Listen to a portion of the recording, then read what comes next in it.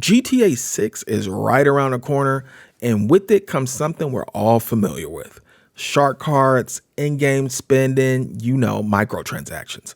So let's have an uncomfortable conversation. Are microtransactions good, bad, or just something we've all learned to live with?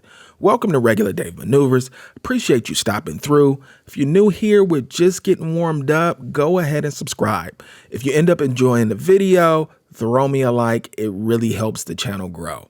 Here's the real question I want to ask today. What's your relationship with microtransactions in gaming? Do you avoid them at all costs? Do you dabble, or do you swipe the card just when it makes sense? I like doing these crowd participation videos from time to time because I really enjoy hearing different perspectives. A lot of times we get locked in our perspective.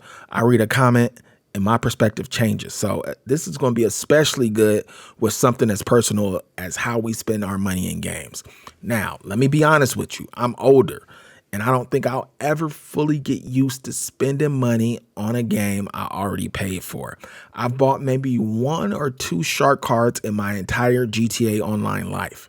That's it. But this isn't new for me. Let me give you a little history on where I stand. On my original channel, I made a video back on April 6, 2011. I'm an OG. The title, Are We Being Gouged as Gamers? It was about Call of Duty selling DLC that was already on the disc. They were charging us to unlock something we technically already own.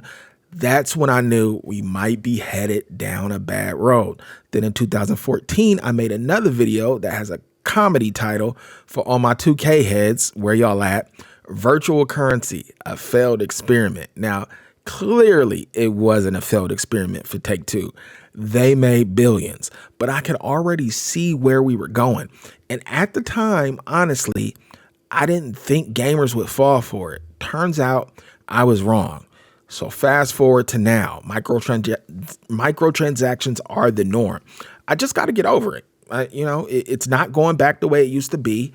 You got to deal with it if you want a game. So the question is everybody okay with it? What type of limits do you guys set? Or do you just spend freely when you enjoy a game?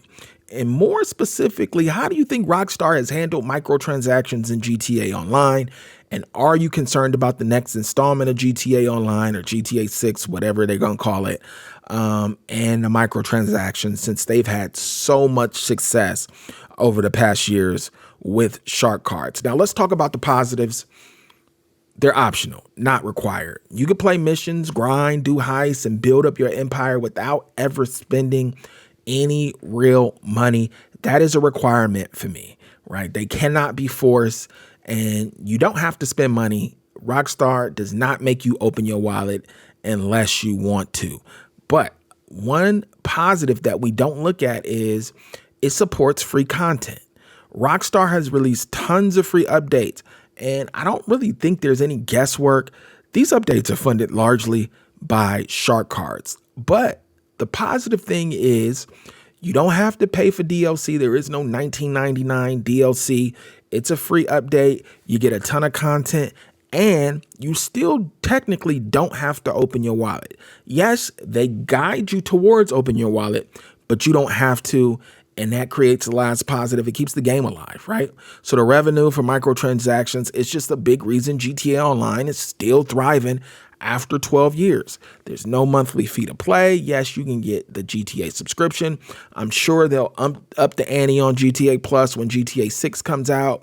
But the game is alive after all this time, and I think you can credit that to the success of microtransactions. But there are negatives. Let's get into them. Grind to pay imbalance. The grind can feel brutal, almost like it's designed to make buying a shark card feel like a shortcut. We've all felt it, right? So I don't like grinding in games. I grind at work. I don't want to come home and do something I don't feel like doing just so I can make some in-game money. So you do get that feeling of, it's just a couple bucks and I got it. I don't feel like doing this. Let me buy a shark card, right? And that can happen in any game, not just GTA. What facilitates that is the inflated pricing. Some new vehicles and properties are so expensive that earning money in game feels almost impossible. And really, this just incentivizes bad behavior from Take-Two or Rockstar, whoever sets the price, because they have no incentive on actually creating a balanced, fair economy in the game. Actually, they want their economy to be out of whack because that's what encourages you to spend money. Now, the last negative, and I don't really feel like Rockstar and GTA are big offenders of this, is the pay to win element, right? So like some weaponized vehicle that give you in-game advantages. Think the Oppressor MK, right? That can get pretty pricey after you've completed all the things to do it. I think it's still like 6 million trade in or 8 million. It's like $100 in real money. So when you have things that are kind of overpowered and it's hard to get unless you spend real money, that's when it turns into pay to win. But there's way worse examples from games other than GTA. Then there's the middle ground. I think this is where most of us stand, right? There's positives, negatives, the middle ground. Look, most players tolerate microtransactions because they're not technically required. We don't have to have them. Optional, not required. That was the positive. But the negative, Rockstar definitely nudges you towards spending. They just guide you in that way and send you on the way of opening that wallet. And with GTA 6 coming up, there's no doubt they're going to double down on this model because it's made them billions. They'd be a bad business if they weren't trying to figure out how to make us spend more of our money once they got the game. They know what is possible, and I'm sure they want to expand on that. But here's one thing I think Rockstar gets slightly more right than other companies. At least when you spend money in GTA, you're investing in something that's probably going to last over a decade. That's a big difference from games like 2K or Madden when you spend money every year only for it to last 10, 11 months until you move on to the next year's installment. At least with GTA, you're going to be able to sit with whatever you bought for a while. Now, they're going to release things down the road that's going to be better than what you bought, more powerful, faster car, whatever. But you still own that thing you bought, and you're still going to be able to use it in over a decade. I don't want to be one of those old heads who says everything was better back in the day. The internet has brought great things to gaming. And yeah, some not so great ones too. There's always going to be positives and negatives. So I'll leave it here. What's your take? Look, are you buying shark cards? Don't lie. A lot of people are buying them. Okay. Somebody's buying the shark cards. They've made billions of dollars. What type of parameters, limits y'all setting?